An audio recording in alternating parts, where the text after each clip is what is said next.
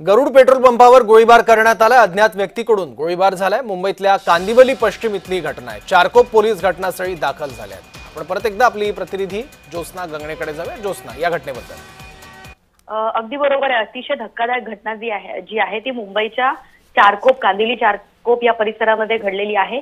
एका पेट्रोल पंपावरती दोन अज्ञात लोक जे आहेत ते बाईकवरती येतात आणि त्यांनी 2 राऊंड गोळीबार जी आहे ती या पेट्रोल पंपावरती असलेल्या काम करत असलेल्या एका व्यक्तीवरती केलेली आहे आणि यामध्ये एक जण ज्याला गोळ्या लागलेल्या आहेत तो जखमी झालेला आहे आणि त्याचे ऑस्कर रुग्णालय जे जवळच कांदिवलीचे आहे त्या रुग्णालयामध्ये जे आहे ते उपचार सुरू आहे। दुसरीकडे आपण बघतोय की जवळपास हे जे 2 अज्ञात आले होते बाईकवरून ते हिंदुस्थान नाकाजवळ सुमारे 45 मिनिटांपूर्वी जे आहे ते म्हणजे तिथे थांबलेले होते। त्यांनी परिस्थिती जी आहे ते त्यांनी तिथे पाहिली आणि त्याच्यानंतर जे आहे त्यांनी सरळ येऊन हा गोळीबार केलेला आहे। यामध्ये कोणाचं पर्सनल म्हणजे व्यक्तिगत त्यांचा वैर होतं ज्याच्यावरती त्यांनी गोळीबार केला की या संपूर्ण प्रकरणामध्ये पेट्रोल पंपाचे जे मालक किंवा त्यांच्या बिझनेसशी रिलेटेड कोणी होतं का याचा तपास जो आहे तो पोलीस करत आहे। मात्र मुंबई सारख्या ठिकाणी जी आहे ती अशा पद्धतीने 2 लोक येतात आणि एका बंदुकीनं जे आहे पेट्रोल एका व्यक्तीवरती दिवसा जे आहे उभ्या म्हणजे प्रकाशामध्ये जे आहे ते गोळीबार करतात। ही खरोखर मुंबईसाठी खूप धक्कादायक गोष्ट आहे। मुंबईमध्ये अशा प्रकारचे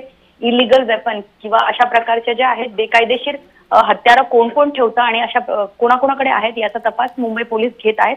मात्र या संपूर्ण प्रकरणामध्ये एक जी व्यक्ती जी जखमी झालेली आहे त्याच्या शरीरामध्ये 2 गोळ्या लागलेल्या आहेत आणि हे मारेकरी जे होते त्यांना कोणी सुपारी दिली होती की त्यांचं वैयक्तिक या संपूर्ण प्रकरणामध्ये वैर होतं याचा तपास पोलीस जे आहेत ते त्या रुग्णाशी म्हणजे ज्याला ऑस्कर मध्ये ऍडमिट करण्यात आलेला आहे त्याच्याशी त्याचा उपचार झाल्यानंतर तर बोलतीलच। मात्र सीसीटीव्ही फुटेज जे आहे ते संपूर्ण तपासले जात आहेत आणि ज्या बाईकवरून हे 2 अज्ञात लोक आले होते मारण्यासाठी त्या बाईकचा नंबर आणि त्यांची बाईकची नेमप्लेट जी आहे त्याचा तपास सुद्धा पोलीस जे आहे ते करत आहेत। अशा प्रकारची घटना मुंबईमध्ये घडणं हे खरोखर सर्वसामान्यांसाठी सुद्धा धक्का आहे। बरोबर ज्योत्स्ना, धन्यवाद माहितीबद्दल।